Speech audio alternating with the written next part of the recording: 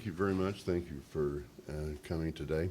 I want to talk about policy and I want to talk about politics because that's what we're really talking about. This is the most important piece of legislation in the 112th Congress. And it's important because it's our remaining economic tool where we have flexibility. We manage our economy by the manipulation of 5 economic tools. Fiscal policy, we've at the limits on that, obviously. Monetary policy, we're almost at the point that the Fed is loaning money for zero. Exchange rate policy, we've cheapened the dollar, and the Chinese and other traders will not tolerate a further cheapening. Trade policy, we're going to run a $600 billion trade deficit this year. The president says that each billion of trade is worth 14,000 jobs. Trade policy alone is costing us about 8.4 million jobs this year. So we add that up, we're left with one policy, and that's innovation policy. The reality is we're not going to bring back the textile industry. We're not going to bring back much of the steel or auto or the other basic manufacturing industries in this country. We're going to have to invent a brand new economy. That's how we worked our way out of the doldrums of the 1970s. We're going to have to invent a new economy, new industries. And the patent system is central to inventing a new system. Now, the politics of this bill is supported by the National Association of Manufacturers, the U.S. Chamber, the Business Roundtable. It's supported by the Conundrum, the big business group of Japan. It's supported by Unisys, the big business group of Europe.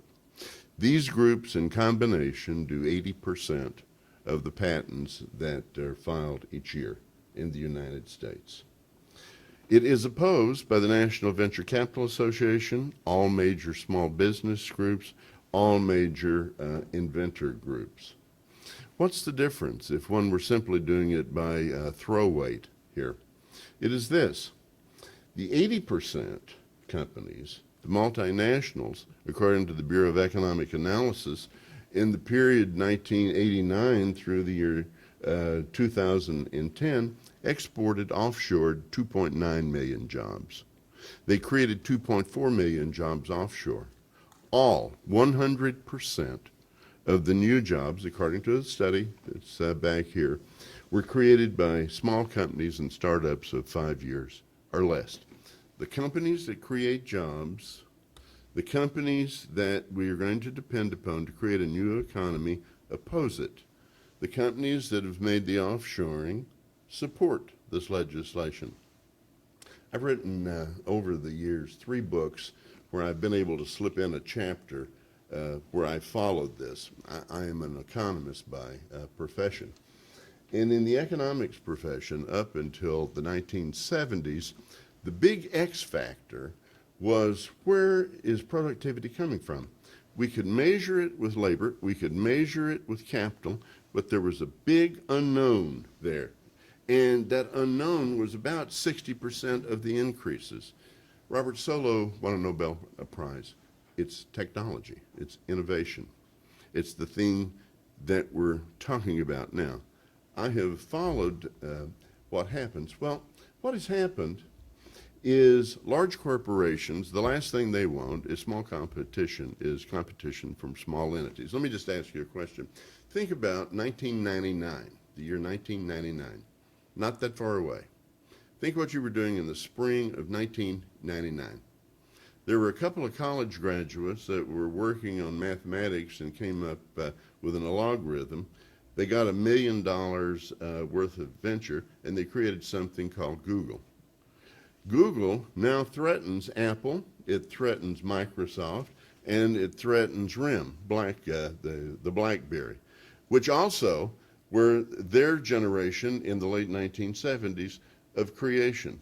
And so now we have these massive patent wars where you had 3 of these groups gang up against Google and buy Nortel, and then you wound up with Google so successful they could pay $12.5 billion and buy an old established company, Motorola. They're preparing for a patent war.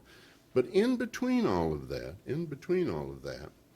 to stop that kind of creative destruction, the simplest, easiest way is to crush it in the cradle by changing the patent laws.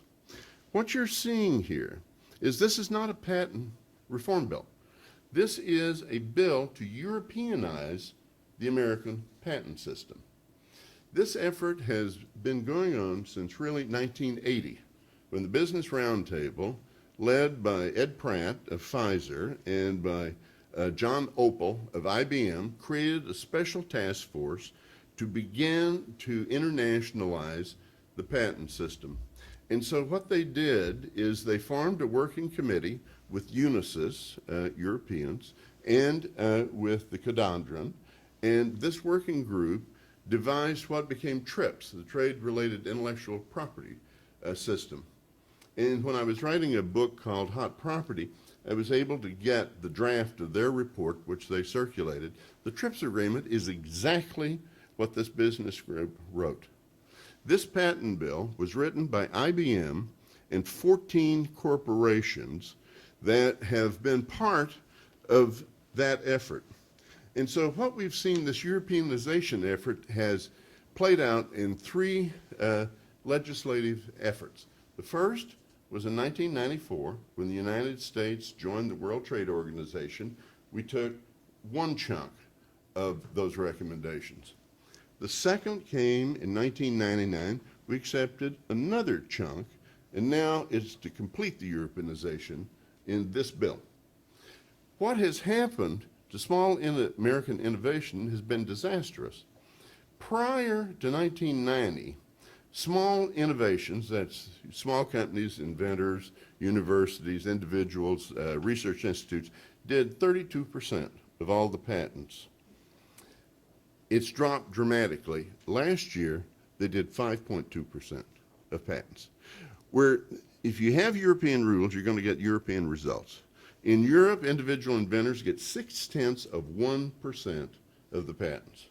Now, what is going to happen with this legislation is it is going to cause a massive jam up of our patent system. The delays at the beginning that Judge Michel wrote about are going to increase.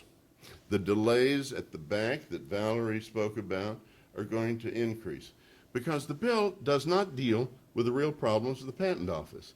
It doesn't do the $1 billion that's needed for the information system. It doesn't deal with the fact that a third of the patent examiners now have to work at home because they do not have office space. It does not deal with the fact that there are probably 3,000 patent examiners short in the USPTO, and it doesn't deal that the pay is adequate because you got a 30% turnover rate of the patent examiners. This bill Europeanizes the American patent system, and from a policy perspective, what it's going to result in is a real choke-off of innovation and job creation in the United States. And this will be obvious, I think, within at least no more than 2 to 3 years of time.